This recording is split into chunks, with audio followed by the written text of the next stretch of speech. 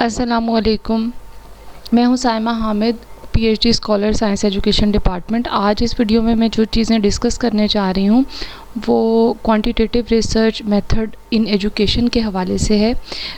इसमें हमारा एक यूनिट है जिसमें हम डिस्कस कर रहे हैं की issues in educational research.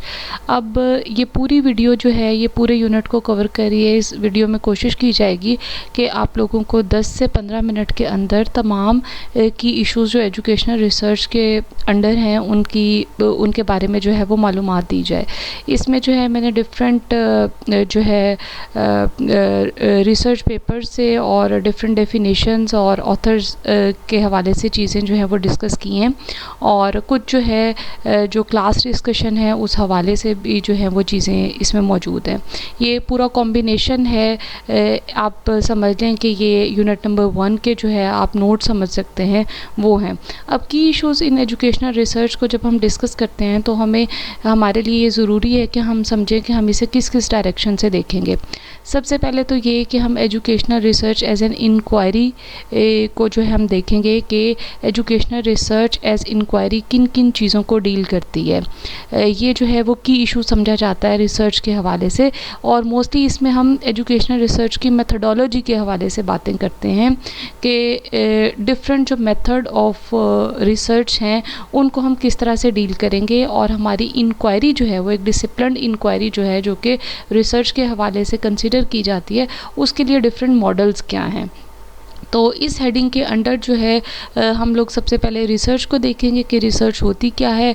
Different authors जो हैं, एजुकेशनिस्ट जो हैं, रिसर्चर जो हैं, उनकी different definition related to research हैं। फिर एजुकेशनल रिसर्च की कुछ डेफिनेशंस हैं, फिर डिसिप्लिन इंक्वायरी की डेफिनेशन है, और साथ जो है 2 मॉडल्स जो हैं डेव हिल्स के 2 मॉडल्स हैं डिसिप्लिन इंक्वायरी को डिस्क्राइब करने के लिए, उनको हम डिस्कस करेंगे। फिर जो हम एपिस्टेमोलॉजी को देखेंगे कि वो बेसिस ऑफ इंक्वायरी कैसे बनती है। फिर जो एपिस्टेमोलॉजी होती क्या है, सोर्सेज ऑफ नॉलेज को इसमें के अंदर डिस्कस करेंगे, और साथ ही साथ जो डिफरेंट पैराडाइम्स हैं एपिस्टेमोलॉजी में उनको पॉजिटिविज्म, इंटरप्रेटिज्म और कंस्ट्रक्टिविज्म को हम देखेंगे। उसके बाद पर्पस ऑफ इंक्वायरी जो है उसके बारे में थोड़ी सी बात होगी, साथ ही साथ researcher identity, position and values के बारे में बात होगी, और consideration related to feasibility, potential, significance and sustaining interest के बारे में हम बात करेंगे। Let's get started. सबसे पहले जो हमारी ये वाली स्लाइड है इसमें educational research as an inquiry में मैंने जो सबसे पहले चीज़ रखी है वो हमारी डेफिनेशंस हैं कि कौन सी डिफरेंट डेफिनेशंस हैं जो कि डिफरेंट ऑथर्स ने रिसर्च के हवाले से दी हैं। क्रेसवेल की है, पाइथन की है, मार्टिन शटलवर्थ की है, और फिर जो है अर्ल रॉबर्ट बेब्स की है।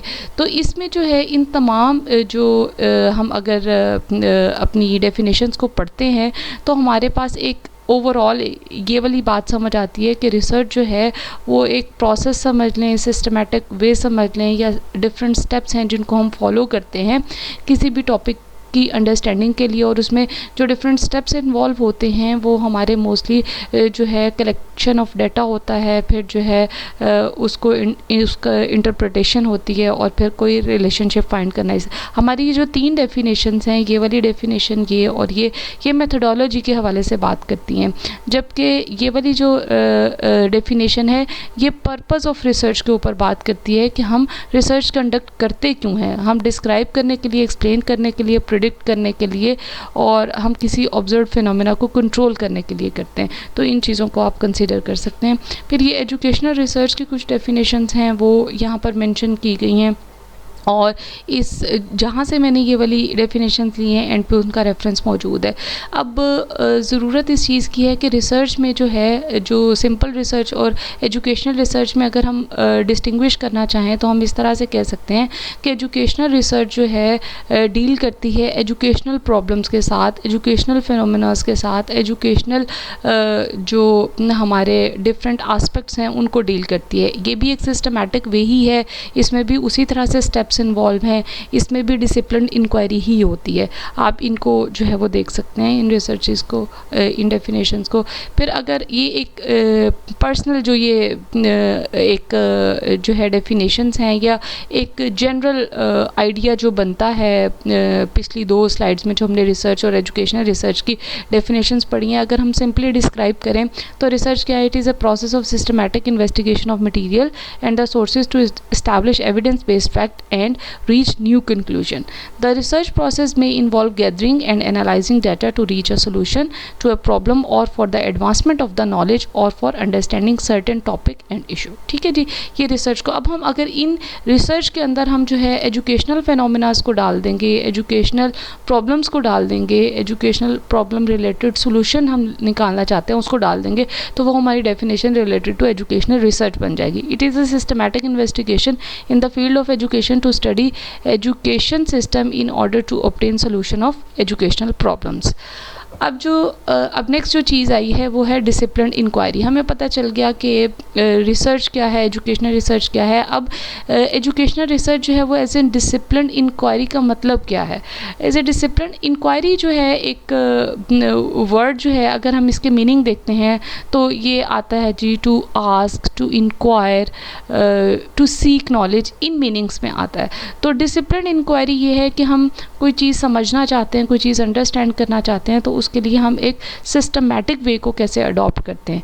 इसके लिए ये हमारे पास 2 डेफिनेशंस हैं, इनको आप देख सकते हैं। और ये वाली जो डेफिनेशन है ये इस रेफरेंस से ली है मैंने, और साथ ही साथ जो है जो मैंने आपको बताया था डेव हिल्स जो है उसने जो है 2 मॉडल्स दिए थे डिसिप्लिन इंक्वायरी के, उनको हम नेक्स्ट स्लाइड में डिस्कस करते हैं। पहला मॉडल तो ये है डिसिप्लिन इंक्वायरी का।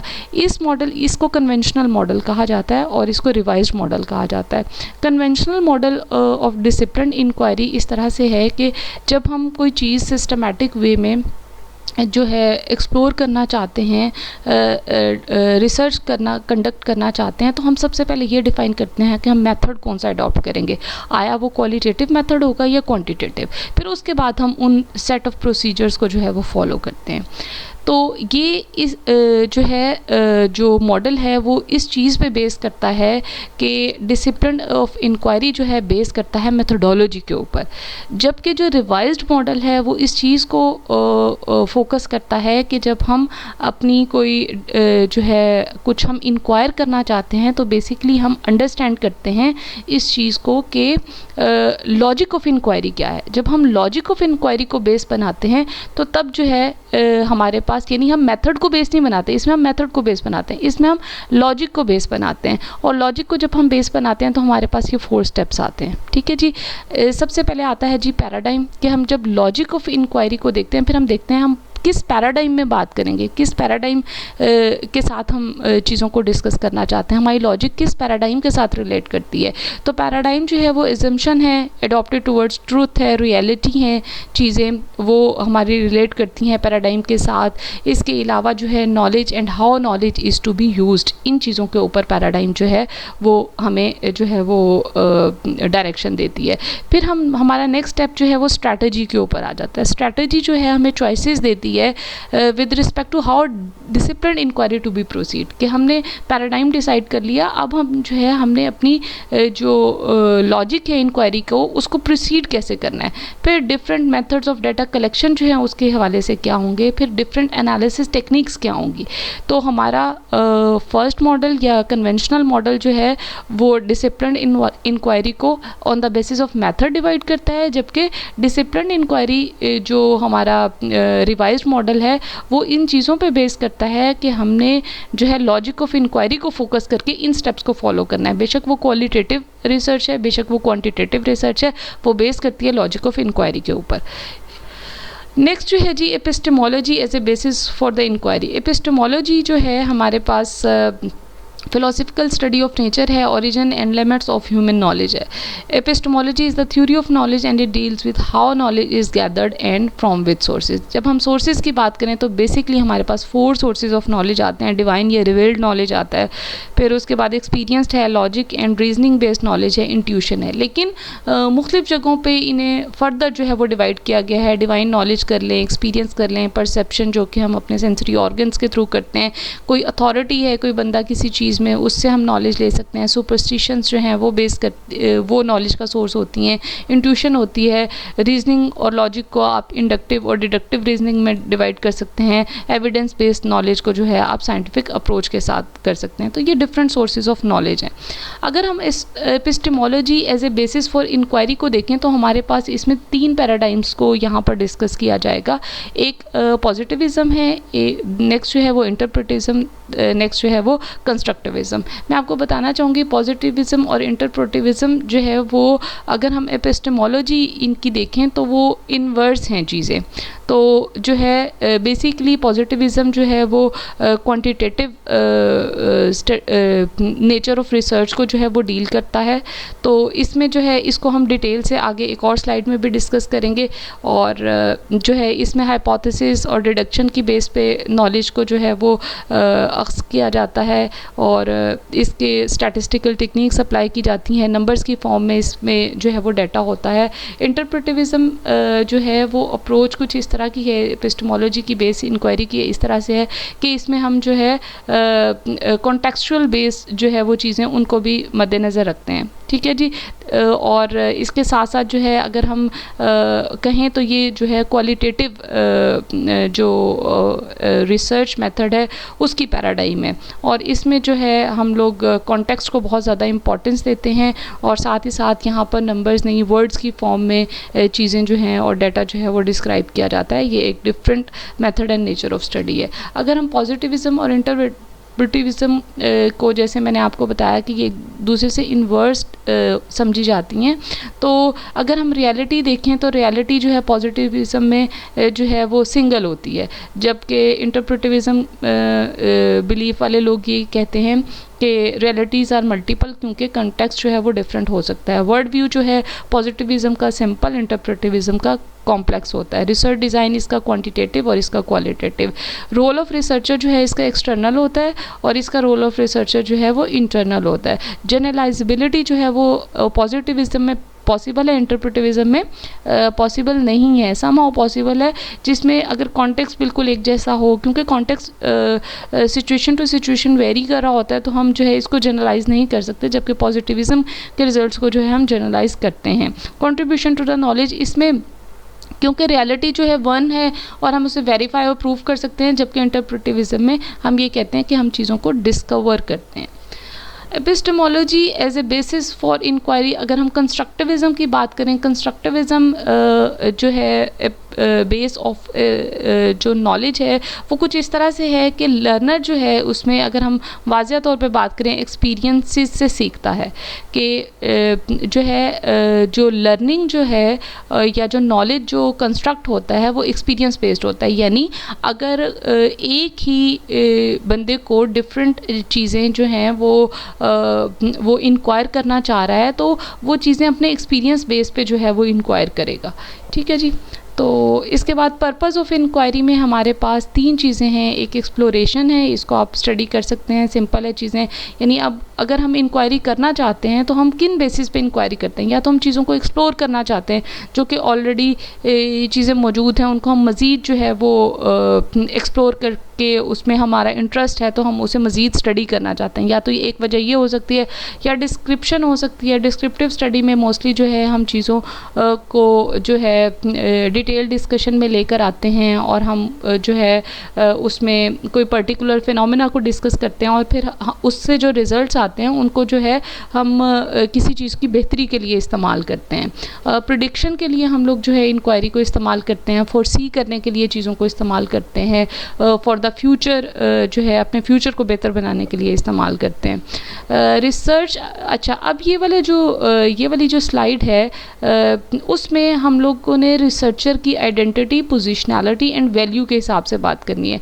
अब ये वाली चीज़ें की इशू इन एजुकेशनल रिसर्च कैसे है कि जब हम किसी रिसर्च को पढ़ते हैं तो हमारे जहन में ये एम्बिग्विटी होती है कि रिसर्चर है कौन, क्या उसकी वे ऑफ थिंकिंग है, किन चीज़ों को वो वैल्यू देता है, किन चीज़ों को वैल्यू नहीं देता है। इस रिस्पेक्ट से हमें जो है इन मसाइल का सामना करना पड़ता है कि बहुत सारी रिसर्चेस में हमारे पास रिसर्चर की आइडेंटिटी नहीं होती और जो है हम जो है उन चीज़ों में एम्बिगुअस रहते हैं।